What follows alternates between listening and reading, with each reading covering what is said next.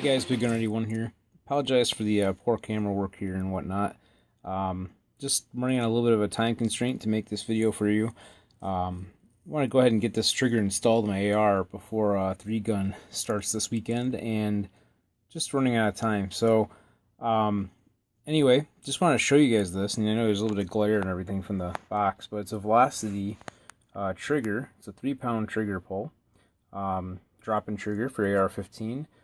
Picked this up from Got Ammo LLC. If you've been following my Facebook page, you know that Got Ammo LLC is our series sponsor for the Aurora Sportsman's Club's 3-gun matches.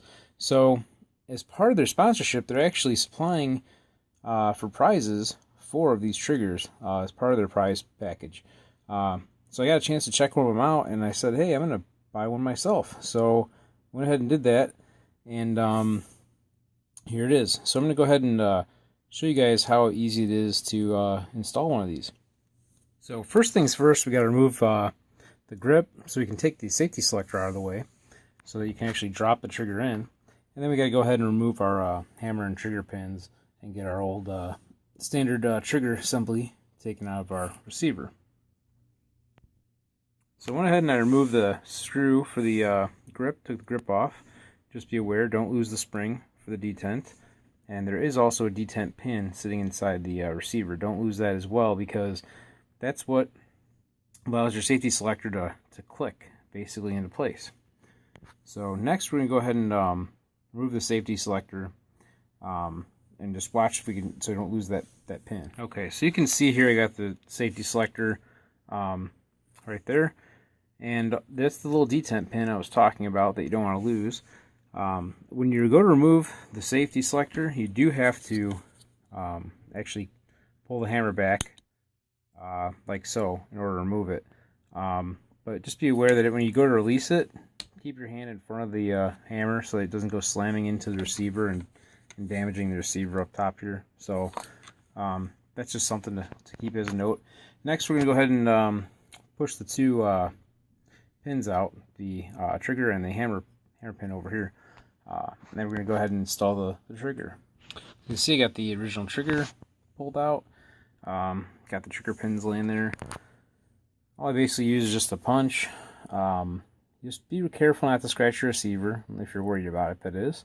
One thing you can do is put some painter's tape or something over the surface, and that might help if you lightly scratch it. If you gouge it, it's still going to gouge through the tape, but it's just something you can try to help keep you from scratching it up. I wasn't too concerned about it, so I didn't worry about it and didn't run anything on it, but that's just me. So next we can go ahead and open up the trigger here and take a look at the instructions and see what it says. Okay, so the instructions in the little bag basically say tighten insulation screws and trigger housing to secure the trigger in place. Then install the 2 8-32 by 1/8 screws to lock the installation screws. So basically what it is, I kind of let the hammer forward here so you can kind of see. Straight down in here, each side by my thumb, by my index finger there are set screws that come through the bottom of the case or the housing for the trigger, and it pushes against the bottom of the receiver. Once you have that tension there, it pushes the trigger assembly up in the receiver to hold the pins in place, apparently. Then the way to lock those screws from backing off is by installing the second set of set screws behind them. So I'm thinking that at some point here I'm going to get a set of anti-walk pins that have the actual little bars that go on each side between the 2 pins to kind of keep the pins from walking out, just in case.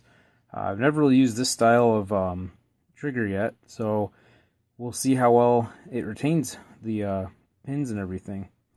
So let's go ahead and we'll drop it in and we'll see how it goes. You might be able to see here the pins slide really freely right into their into the housing. Now, one thing I want to say is this housing fits really nice and tight inside this R-Gun's lower receiver. Width-wise, up in the front here, it was just barely fit.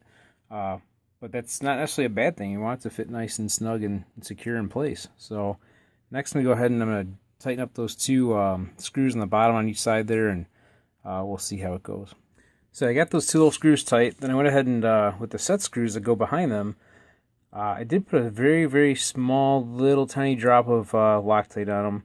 That's just my own personal preference. I thought I saw someplace where they said they don't require it, but I just didn't want them backing off. The pins do seem to be in there nice and solid, but again, they're just held in there by friction, which is kind of how they're held in previously, except you had a spring that was sitting against the groove on the each of those pins. Where here, it doesn't really seem that there is anything against the groove of the pins, more or less just the friction of it being held against the wall of the hole that the pin's sitting in. So I probably will get some anti-walk pins for it. So next we'll go ahead and we'll just put the safety back in, and then we'll give it a test. Alright, so I was in a little bit of a hurry to get this installed. One thing I did find is that I did have to loosen up the set screws again and make it so the pins would slide a little bit. Because the safety selector wouldn't quite slide through the hole because the tail of the trigger, even with the hammer back, was just sitting up a little bit high where I couldn't get that safety selector through the hole, just kind of hitting it. So once I loosened up the set screws, I was able to slip the safety selector back into place and tighten everything back up, and safety works fine. So anyhow, I'll kind of demonstrate the trigger on this. Again, it's supposed to be a 3-pound trigger pull. I don't have a way to test it, so I can't verify that for you, but I can say it is very, very light and very, very short. So I'll just kind of demonstrate here.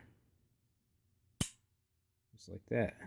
Barely any movement there. I mean, it's very nice. But again, we're going to have to test it out and really see how well it works.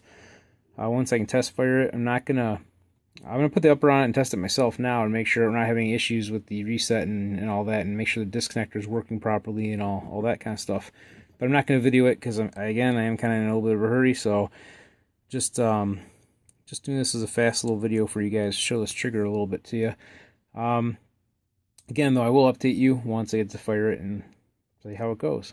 So until then, we'll have some fun shooting.